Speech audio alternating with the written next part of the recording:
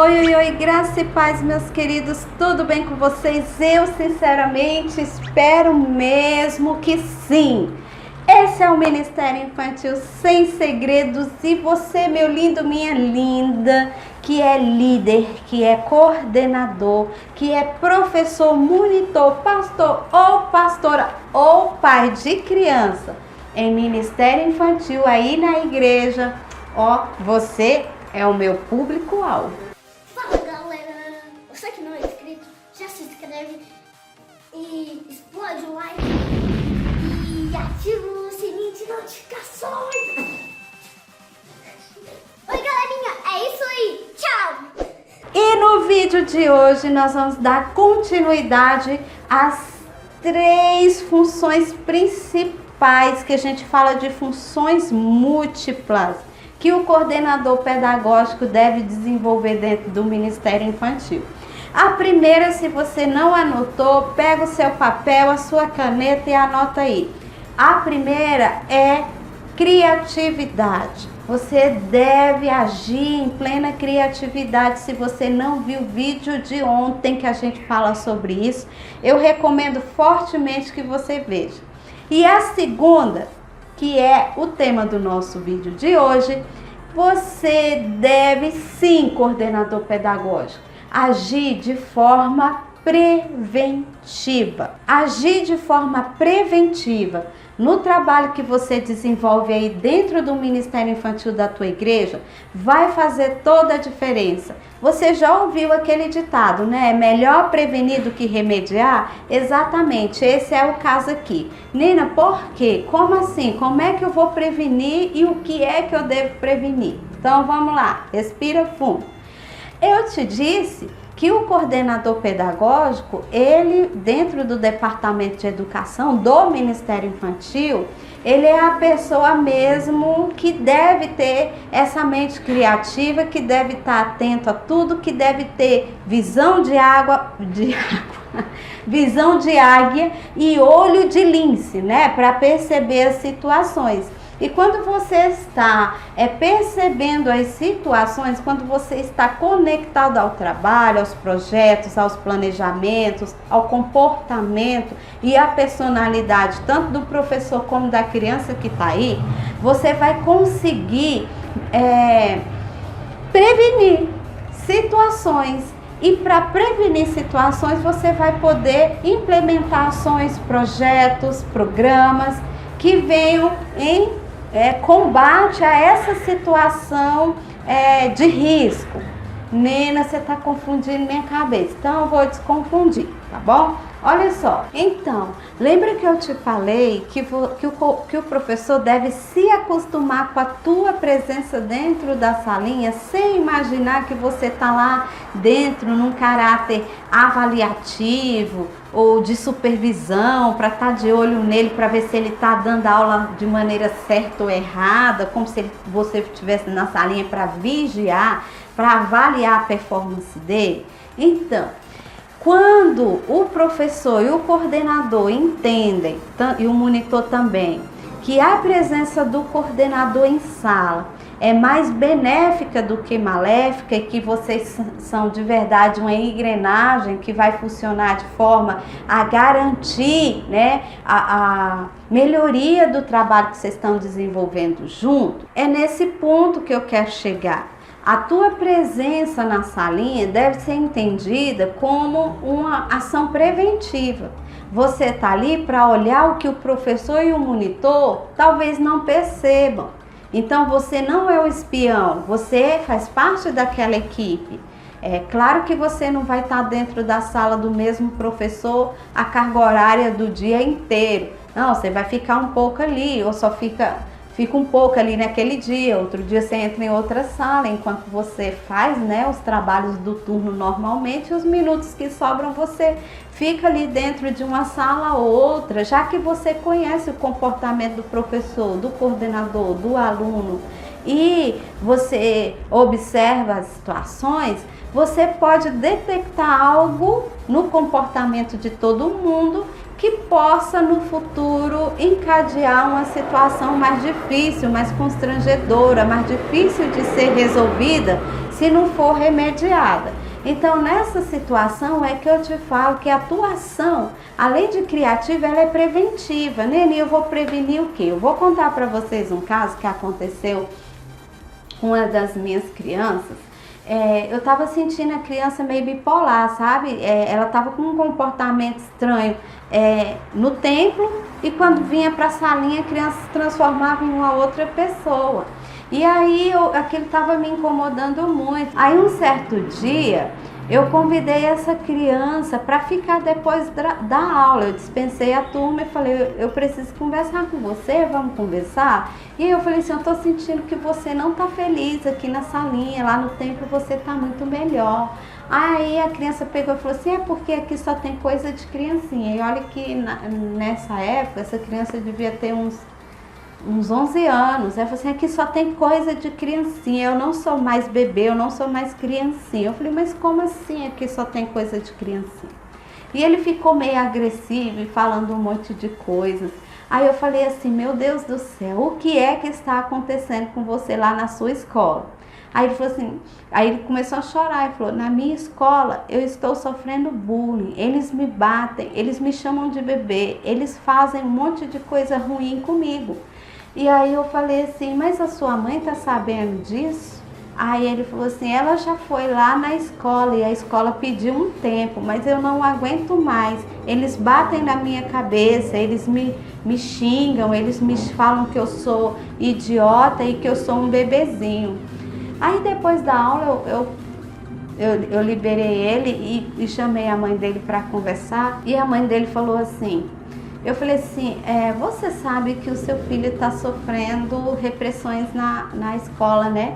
Aí ela falou assim, como é que você sabe disso? Eu falei, não, porque eu tenho acompanhado o comportamento dele, e o comportamento dele dá indícios de que ele está sofrendo algum tipo de violência mesmo. Só que eu não sabia onde e que tipo de violência, porque quando a gente fala violência, dá a impressão que é só física, né? Mas tem essa violência psicológica, esse bullying, ele chegou a dizer que levava tapa na cabeça, esse tipo de coisa. Aí ela falou assim, Nena, eu tô, mas eu fui na escola e eles disseram que é assim mesmo, que é coisa de menino. Eu falei, não, de jeito nenhum. Então eu pude orientar aquela mãe a ir no caminho certo para livrar o filho dela dessas situações.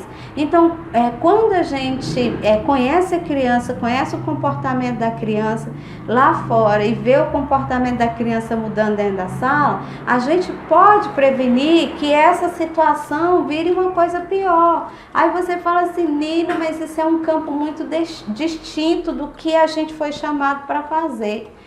Se você acha que você está lá na salinha apenas para ensinar a Bíblia, cuidar da criança no sentido de ensinar para ela a palavra, mas se você não se importa com a pessoa dessa criança, com a criança individualmente, realmente fica muito difícil de você perceber essas coisas, até porque você não vai estar ligado em perceber a criança, mas só em executar a função para a qual você está ali, que é ensinar a palavra e fazer com que o turno ande bem, auxiliar o professor.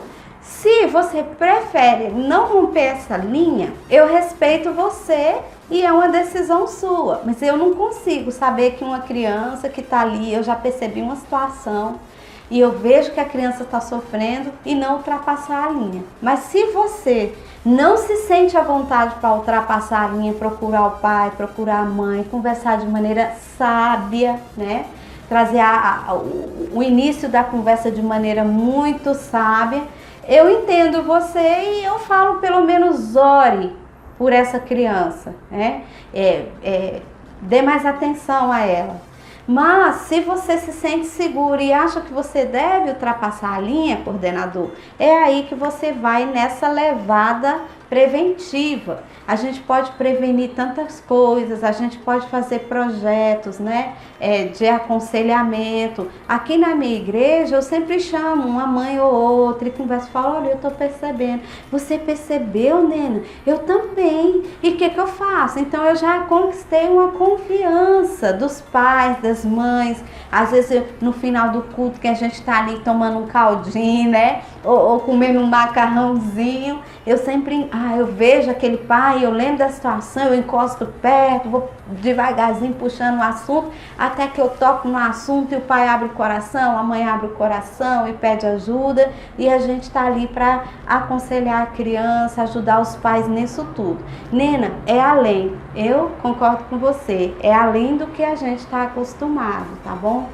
E se você quiser desconsiderar essa proposta preventiva, eu nem vou jogar pedras em você. Eu vou entender, porque realmente parte para né, transcende aquilo que a gente está acostumado. Eu vou te entender, mas ore a Deus e peça direcionamento a Ele, sensibilidade a Ele, para você perceber quando uma criança está precisando de um amigo, está precisando de um conselheiro, tá? Quando essa criança está precisando de alguém que perceba o que ela está dizendo, mesmo que ela não abra a boca para falar. Então, querido coordenador, você pode fazer ações preventivas em todos os campos que envolve a área da criança, e mais na frente a gente vai estar dando, né, norte para você de ações preventivas que a gente percebe no dia a dia que a gente pode atuar, tá bom? Naquela levada lá, naquele vídeo lá do aconselhamento, do departamento de aconselhamento, a gente já falou bastante coisa a respeito disso. Se você não viu, dá uma olhada lá que você vai entender mais ou menos o que é essa ação preventiva. E essa ação preventiva, ela não vai mesmo só nesse romper de linha, de nível, passar, não, Nena, aqui é o meu limite, eu não vou nessa área. Mas existem outras coisas dentro da sala, né, que você pode perceber e pode prevenir no ambiente, no rumo que está aí no planejamento, o risco que tem uma criança ou outra de não estar vindo mais. Quando você acompanha a frequência da criança, por exemplo, você está tomando uma ação preventiva. Puxa, a criança não está vindo mais, a criança não me responde no WhatsApp quando eu me comunico com ela, com a mãe saiu do WhatsApp, as crianças não estão vindo mais. Não é? Você não tem que já acender o pisca-alerta e investigar e ver o que está acontecendo. Então você precisa acompanhar essa frequência, olhar o comportamento do professor, olhar o comportamento das crianças e agir dessa forma preventiva mesmo, tá bom? No vídeo de amanhã a gente vai falar a terceira função, múltipla, né? Eita, coordenador, fica na paz do Senhor, não desespera não, Deus vai abençoar e vai assim inspirar você e te guiar pelo caminho certo aí. Ore, porque cada ministério infantil é uma situação, né? É um local diferente, é uma comunidade diferente e é um ambiente diferente, mas tenta ver como você, coordenador pedagógico, pode agir de forma preventiva. A minha coordenadora aqui na igreja, ela é muito atenta, então ela está sempre falando assim, Nene, eu estou percebendo isso, olha, é mesmo, vamos agir, vamos atuar antes que seja tarde, antes que a gente tenha que remediar, vamos prevenir. E aí a gente já vai atuando e agindo e evita, assim, constrangimentos muito grandes, né?